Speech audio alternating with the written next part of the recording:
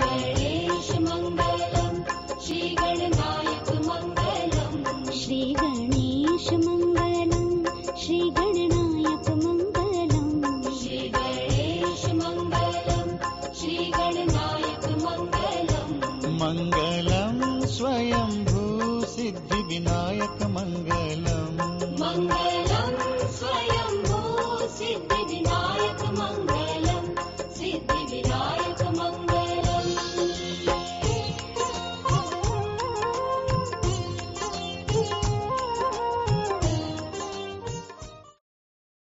Welcome to the Bhajnavali broadcast, directed and hosted by Sri Gyan Rajhans. Bhajnavali is a spiritual broadcast consisting of English discourses, Hindi pravachan, and melodious bhajans. भजनावली के प्रसारण में आपका स्वागत है. हमारे प्रसारण में आप अंग्रेजी और हिंदी प्रवचनों और मधुर भजनों सुनते हैं. धन्यवाद. Now, here is your host, Sri Gyan Rajhans.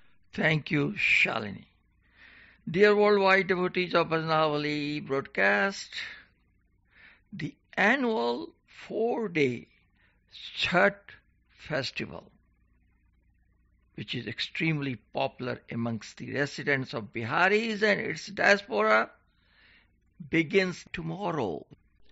This Chhath Puja is as dear to the Biharis as Durga Puja to the Bengalis, Pongal to Tamils, and Ganesh Chaturthi to Maharashtrians.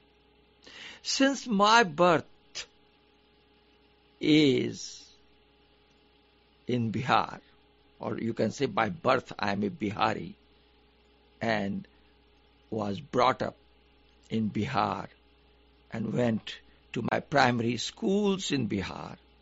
Hence, I must acquaint you with this, the holiest festival of Biharis.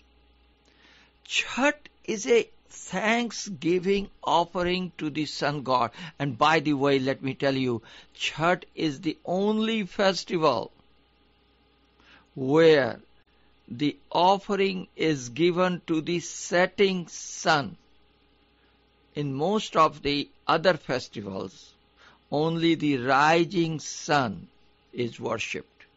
But the Chhath is the only festival where the setting sun is also worshipped. In case I forget, I should also explain to you that the word Chhath refers to the 6 stages of obtaining the solar energy through standing in water. It's a great scientific process which I will explain to you little later. Today you will know when, why and how of the Chhath festival, both in English and Hindi.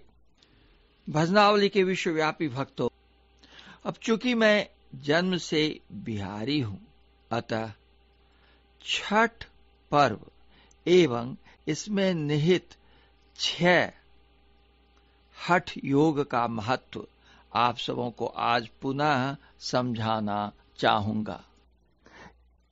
इस प्रकार आज आप अंग्रेजी और हिंदी में बिहार प्रांत के इस अनूठे पर्व के बारे में सुनेंगे. और चूंकि यह सूर्योपासना का पर्व है, अतः आज सूर्योपासना के स्तोत्रों, मंत्रों एवं आरती का प्रसारण भी होगा. तो आइए आज के छठ पर्व सत्संग का आरंभ करें 3 मिनट के गायत्री जाप से, क्योंकि गायत्री मंत्र सूर्योपासना का ही मंत्र है और छठ पर्व में इसका जाप किया जाता है. After this chant of Gayatri mantra, an English discourse on the unique Bihari festival, Chhath.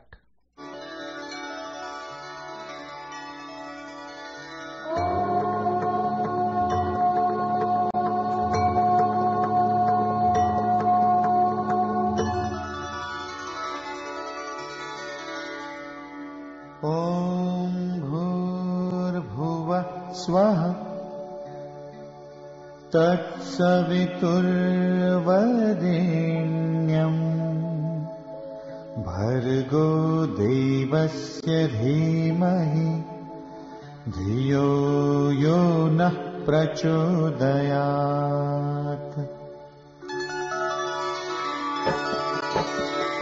ॐ भूर्भुवः स्वः तत्सवितुर्वरेण्यम् भर्गो देवस्य धीमहि धियो यो नः प्रचोदयात्। ॐ भूर्भुवः स्वः तत्सवितुर्वरेण्यम् भर्गो देवस्य धीमहि धियो यो नः प्रचोदयात्। ॐ भूर्भुवः स्वः तत्सवितुर्वरेण्यम् भर्गो देवस्य धीमहि धियो यो नः प्रचोदयात्। ॐ भूर्भुवः स्वः तत्सवितुर्वरेण्यम् भर्गो देवस्य धीमहि धियो यो नः प्रचोदयात्।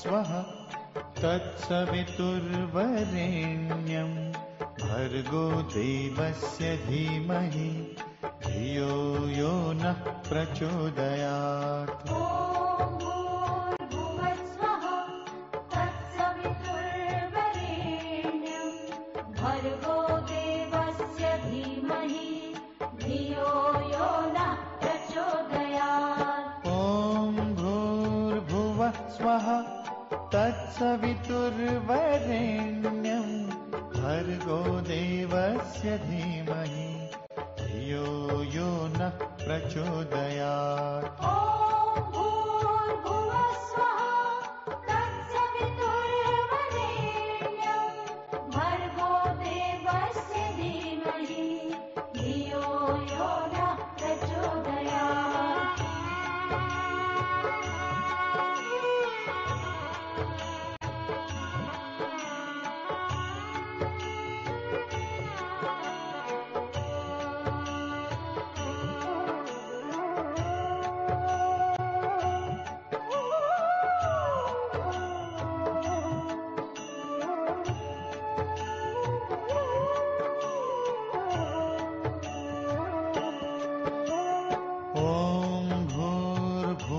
स्वः तत्सवितुर्वरेण्यम् भर्गो देवस्य धीमहि धियो यो नः प्रचोदयात्। ॐ भूर्भुवः स्वः तत्सवितुर्वरेण्यम् भर्गो देवस्य धीमहि धियो यो नः प्रचोदयात्। ॐ भूर्भुवः स्वः तत्सवितुर्वरेण्यम् भर्गो देवस्य धीमहि धियो यो नः प्रचोदयात्। ॐ भूर्भुवः स्वः तत्सवितुर्वरेण्यम् भर्गो देवस्य धीमहि धियो यो नः प्रचोदयात्।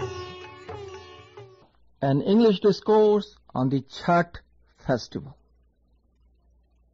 Though there are many festivals that are celebrated by the Hindus of Bihar, there is one Hindu festival that is uniquely Bihari, and that is the festival of Chhath.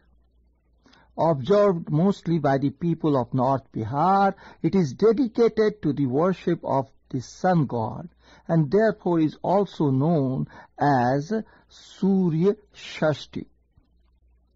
Chhath considered to be a means to thank the sun for bestowing the bounties of life on earth as also for fulfilling particular wishes.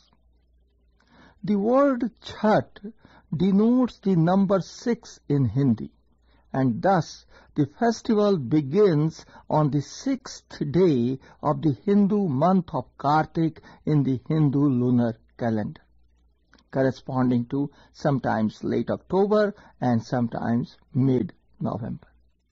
And as I said at the outset, it is one of the holiest festivals of Biharis and extends for 4 days.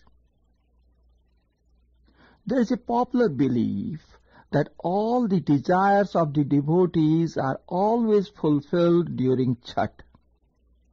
Also, an element of fear is present among the devotees who dread the punishment for any misdeed during Chhat. Therefore, the place where Chhat is observed remains safe and experiences peace during this time when criminals too prefer to be a part of good. And as I said numerous times today, the festival of Chhat is unique to Bihar and is marked by 4-day-long celebrations and rituals as follows. Day 1. To wash away their sins, the devotees take a dip, preferably in the holy river of Ganges, and bring the river water to prepare the offerings. Day 2. The devotees observe a fast for the whole day, which is broken in late evening after performing worship at home. The offerings, typically a porridge of rice, puris, deep-fried puffs of wheat flour, and bananas, are distributed among family and visiting friends and relatives. Day 3. It is spent preparing the offerings at home during the day. In the evening, the devotees move to a river bank or a pond. There, the offerings are made to the setting sun. At day 4. On the final day of the festivities of the grand festival, Chhat, again the devotees, family and friends move to the river bank. Offerings are made to the rising sun. At the completion of the offerings, there is great celebration. The devotees break their fast and the rich offerings are made to all the people around, accompanied by the chanting of the Gayatri mantra. Chhat is a very joyous and colorful festival. All the people dress up in their best, and, mind you, new clothes are a must. Clothes have to be unstitched, and people sleep on the floor. Loud and devotional music reverberates in the air, purifying the whole atmosphere. Folk songs are sung both at home and on the river bank. Millions of people throng the banks of river Ganges, Yamuna, or any other river or pond. The streets are kept spotlessly clean by bands of volunteers who also decorate all streets leading to the river with colorful festoons, ribbons, and banners. The offerings of deep-fried and sweet rolls of stone-ground wheat flour, grapefruit, whole coconuts, bananas, and grains of lentils are also very peculiar. These items are contained in small, semicircular pans woven out of bamboo strips, commonly referred in Bihar or in the colloquial language as soups. A strict saltless vegetarian menu is observed. Even onions and garlic are considered unwanted during the entire festival period. Also please note, renowned for their sun temples, Dev in Aurangabad and Bada Gaon near Nalanda are abuzz with activity. These are the places where the Chhat in Bihar can best be seen, and during the festival time it is the most crowded place. Forgetting all the barriers of caste, creed and color, all the devotees throng the banks of the river to offer their prayers to the sun god, bringing to the fore the jubilation and festive gaiety of the people of Bihar that transcends all the artificial social and economic barriers. The Chhat festival is more of a sacrifice which entails purificatory preparation. Before I conclude my discourse on Chhat festival, let me remind you, as I do every year during the Makar Sankranti festival, worship of the sun has been practiced in different parts of India and the world from time immemorial. Worship of sun has been described in the Rig Veda, the oldest Hindu scriptures, and hymns praying to the sun in the Vedas are found. In the ancient epic, the Mahabharata, references to worshipping of the sun by Draupadi, wife of the Pandavas, are found. Also in the Valmiki Ramayana, the worship of the sun god by Lord Rama is found. It was believed that worshipping of the sun would help cure a variety of diseases and victory over the enemies, and also ensures longevity and prosperity of the family members. तो श्रोताओं, अभी अभी मैंने अंग्रेजी में छठ पर्व का महात्म्य और रीति रिवाज विस्तार से बताया।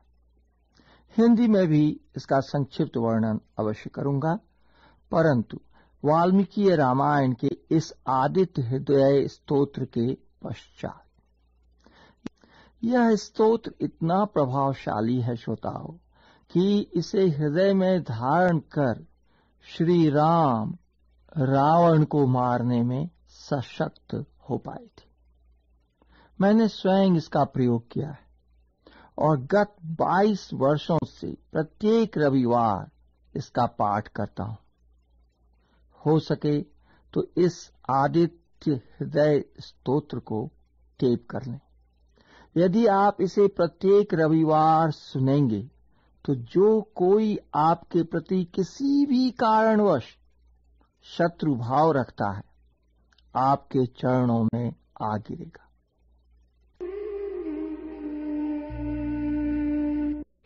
You are listening to the only non-commercial Vedic religion webcast.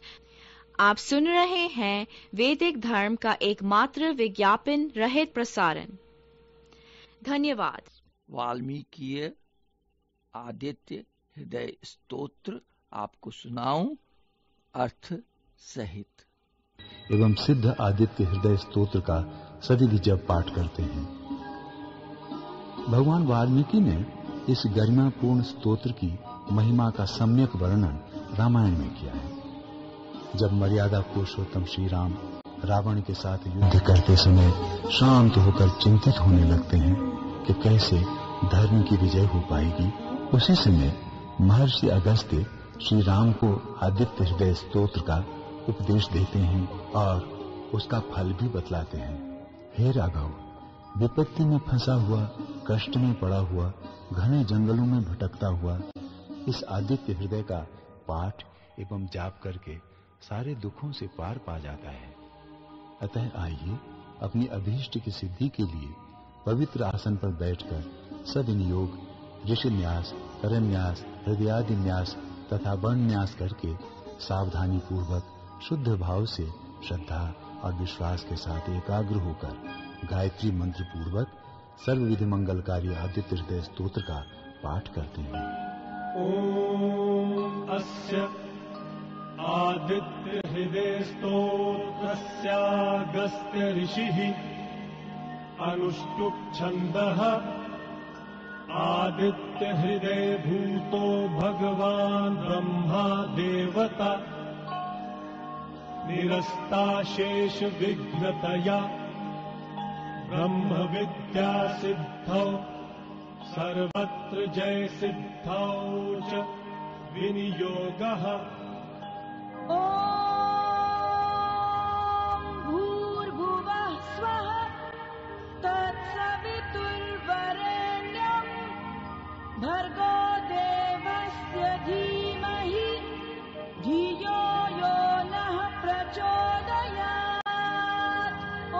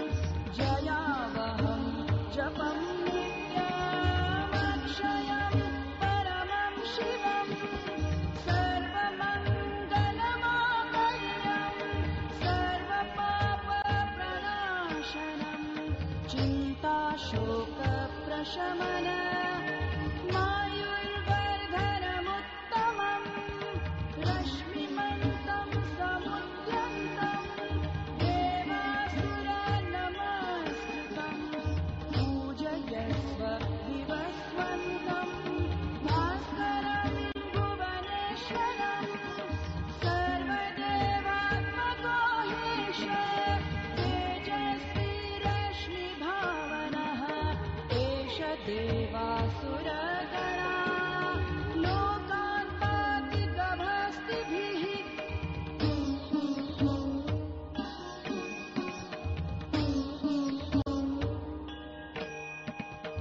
एष ब्रह्मा च विष्णुश्च शिवः स्कन्दः प्रजापतिः महेन्द्रो धनगः कालो यमः सोमो ह्यपापतिः पितरो वसवः साध्या अश्विनौ मरुतो मनुः वायुर्वह्निः प्रजः प्राण ऋतुकर्ता प्रभाकरः आदित्यः सविता सूर्यः खगः पूषा गभस्तिमान् सुवर्णसदृशो भानुर्हिरण्यनेता दिवाकरः हरिदश्वः सहस्राचिः सप्त सप्तिर्मरीचिमान् तिमिरोन्मथनः शम्भुः त्वष्टा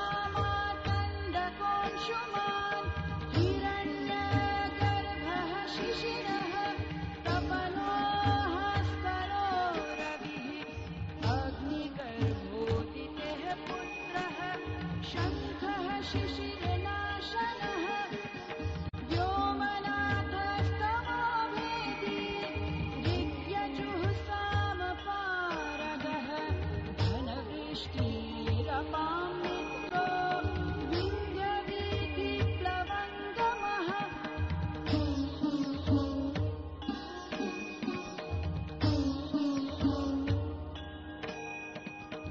आतपी मण्डली मृत्युः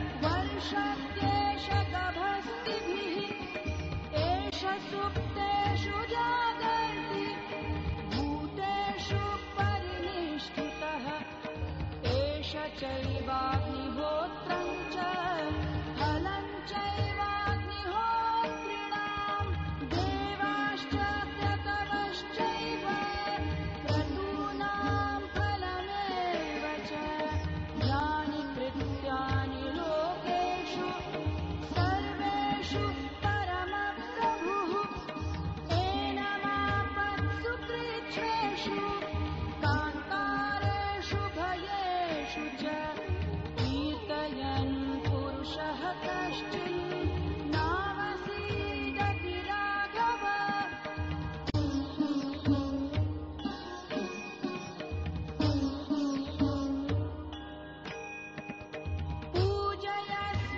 पूजयस्वैनमेकाग्रो देवदेवं जगत्पतिम् एतत्त्रिगुणितं जप्त्वा युद्धेषु विजयिष्यति अस्मिन् क्षणे महाबाहो रावणं त्वं जहिष्यसि एवमुक्त्वा ततो गस्तो जगामस यथा गतम् एतत् श्रुत्वा महातेजा नष्टशोको भवत्तदा धारयामास सुप्रीतो राघवः प्रयतात्मवान् आदित्यं प्रेक्ष्य च स्वेदं परं हर्षमवाप्तवान् त्रिराचम्य शुचिर्भूत्वा धनुरादाय वीर्यवान् रावणं प्रेक्ष्य हृष्टात्मा जयार्थं समुपागमत् सर्वयत्नेन महता धृतस्तस्य वधे भवत् अथ रविरवदन्निरीक्ष्य रामम् मुदितमनाः परमं प्रहृष्यमाणः निशिचरपतिसंशयं विदित्वा सुरगणमध्य गतो वचस्त्वरेति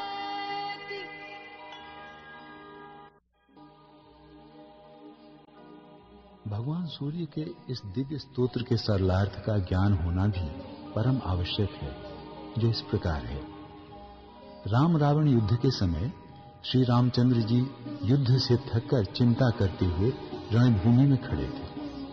इतने में रावण भी युद्ध के लिए उनके सामने उपस्थित हो गया। ये देख भगवान अगस्त मुनि, जो युद्ध देखने के लिए देवताओं के साथ आए थे, श्री राम के पास जाकर बोले, सबके हृदय में रमण करने वाले महाबाहो राम, ये सनातन गोपनीय स्तोत्र सुनो। वत्स, इसके जप से तुम युद्ध में अपने समस्त शत्रुओं पर विजय पा जाओगे। इस गोपनीय स्तोत्र का नाम है आदित्य हृदय। यह परम पवित्र और संपूर्ण शत्रुओं का नाश करने वाला है। इसके जप से सदा विजय की प्राप्ति होती है। यह नित्य, अक्षय और परम कल्याणमय स्तोत्र है।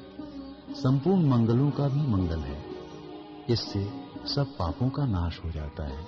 ये चिंता और शोक को मिटाने तथा आयु को बढ़ाने वाला उत्तम साधन है।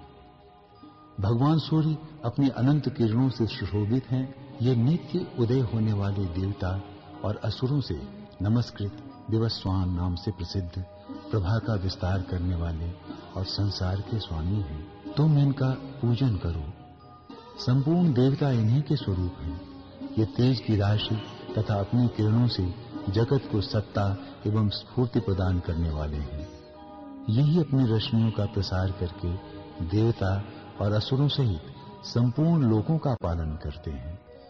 यही ब्रह्मा, विष्णु, शिव, स्कंद, प्रजापति, इंद्र, कुबेर, काल, यम, चंद्रमा, मन, वायु, अग्नि, प्रजा, प्राण, ऋतुओं को प्रकट करने वाले तथा प्रभा के पुंज हैं। इन्हीं के नाम आदित्य, सविता, सूर्य, खग, पूषा, गभस्तिमान, सुवर्ण सदृश, भानु, हिरण्यरेता, दिवाकर, हरिदर्श, सहस्रार्ची, सप्तसप्ती, मरीचमान, तिमिरोन्मथन, शंभु, त्वष्टा, मारतंडक, अंशुमान, हिरण्यगर्भ, शिशिर, तपन, अहस्कर, रवि, अग्निगर्भ, अदितिपुत्र, शंख, शिशिरनाशन, व्योमनाथ, तमोभेदी, ऋक, यजुः और सामवेद के पारगामी धन वृष्टि, अपाम मित्र, विंध्य वीथि प्लवंगम, आतपी, मंडली, मृत्यु, पिंगल, सर्वतापन, कवि, विश्व, महातेजस्वी, रक्त, सर्वभवोद्भव, विश्वभावन, तेजस्वियों में भी अति तेजस्वी तथा द्वादशात्मा अर्थात 12 स्वरूपों में अभिव्यक्त हैं। इन सभी नामों से प्रसिद्ध सूर्यदेव आपको नमस्कार है। पूर्वगिरी तथा पश्चिमगिरी रूप में आपको नमस्कार है। ज्योतिर्गणों के स्वामी तथा दिन के अधिपति आपको प्रणाम है। आप जय स्वरूप तथा विजय और कल्याण के दाता हैं। आपके रथ में हरे रंग के घोड़े जुड़े रहते हैं। आपको बारंबार नमस्कार है। सहस्रों किरणों से सुशोभित भगवान सूर्य, आपको बारंबार प्रणाम है। आप अदिति के पुत्र होने के कारण आदित्य नाम से प्रसिद्ध हैं। आपको नमस्कार है। उग्र, वीर और शीघ्रगामी सूर्यदेव को नमस्कार है। कमलों को विकसित करने वाले प्रचंड तेजधारी मार्तंड को प्रणाम है। आप ब्रह्मा, शिव और विष्णु के भी स्वामी हैं। सूर्य आपकी संज्ञा है। ये सूर्यमंडल आपका ही तेज है। आप प्रकाश से परिपूर्ण हैं। सबको स्वाहा कर देने वाली अग्नि आपका ही स्वरूप है। आप रौद्र रूप धारण करने वाले हैं। आपको नमस्कार है। आप अज्ञान और अंधकार के नाशक, जड़ता एवं शीत के निवारक तथा शत्रु का नाश करने वाले हैं। आपका स्वरूप अप्रमेय है। आप कृतघ्नों का नाश करने वाले संपूर्ण ज्योतियों के स्वामी और देवस्वरूप हैं। आपको नमस्कार है। आपकी प्रभा तपाए हुए सुवर्ण के समान है। आप अज्ञान का हरण करने वाले और संसार की सृष्टि करने वाले हैं। तम के नाशक, प्रकाश स्वरूप और जगत के साक्षी हैं। आपको नमस्कार है। रघुनंदन, ये भगवान सूर्य ही संपूर्ण भूतों का संहार, सृष्टि और पालन करते हैं। यही अपने किरणों से गर्मी पहुंचाते हैं और वर्षा करते हैं। ये सब भूतों में अंतर्यामी रूप से स्थित होकर उनके सो जाने पर भी जागते रहते हैं। ये ही अग्निहोत्र तथा अग्निहोत्री पुरुषों को मिलने वाले फल हैं। देवता, यज्ञ और यज्ञों के फल भी यही हैं। संपूर्ण लोकों में जितनी क्रियाएं होती हैं, उन सब का फल देने में यही पूर्ण समर्थ है। राघव, विपत्ति में, कष्ट में, दुर्गम मार्ग में तथा अन्य किसी भय के अवसर पर जो कोई पुरुष इन सूर्य देव का कीर्तन करता है, उसे दुख नहीं भोगना पड़ता। इसलिए तुम एकाग्र चित्त होकर इन देवाधिदेव जगदीश्वर की पूजा करो। इस आदित्य हृदय का 3 बार जप करने से तुम युद्ध में विजय पाओगे। उस समय देवताओं के मध्य में खड़े हुए भगवान सूर्य ने प्रसन्न होकर श्री रामचंद्र जी की ओर देखा और निशाचर राज रावण के विनाश का समय निकट जानकर हर्षपूर्वक कहा, रघुनंदन, अब शीघ्रता करो। तो ये था परम पावन आदित्य हृदय स्तोत्र। बहुत ही प्रभावशाली है। कभी संकट आए तो इसको सुनकर आजमा लीजिएगा। अब छठ पर्व की हिंदी व्याख्या संक्षेप में देखिए। हिंदी के छठा से छठ पर्व का नाम पड़ा है, क्योंकि यह दिवाली के छठे दिन आरंभ होता है। और जैसा कि मैंने पहले कहा, यह बिहार का अनूठा सूर्योपासना पर्व है, जो 4 दिवसीय महापर्व है। इस महापर्व का पहला दिन गंगा स्नान से आरंभ होता है। जहां गंगा नदी नहीं है, वहां अन्य नदियों और तालाबों में स्नान करने के बाद शुद्ध घी में बना अरवा भोजन ग्रहण किया जाता है।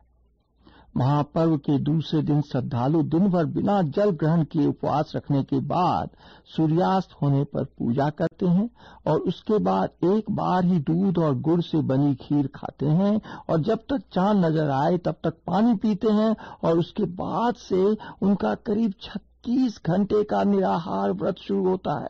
बहुत ही कठिन यह व्रत है। आप लोग सोचते हैं करवा चौथ आपका कठिन व्रत है। 36 घंटे निर्जला और निराहार व्रत होता है। छठ महापर्व के तीसरे दिन व्रतधारी अस्ताचलगामी सूर्य को नदी और तालाब में खड़ा होकर प्रथम अर्घ्य अर्पित करते हैं। व्रतधारी डूबते हुए सूर्य को फल और कंदमूल से अर्घ्य अर्पित करते हैं। छठ पर्व के चौथे और अंतिम दिन फिर नदियों और तालाबों में व्रतधारी उदीयमान सूर्य को दूसरा अर्घ्य देते हैं। दूसरा अर्घ्य अर्पित करने के बाद ही श्रद्धालुओं का 36 घंटे का निराहार और निर्जला व्रत समाप्त होता है।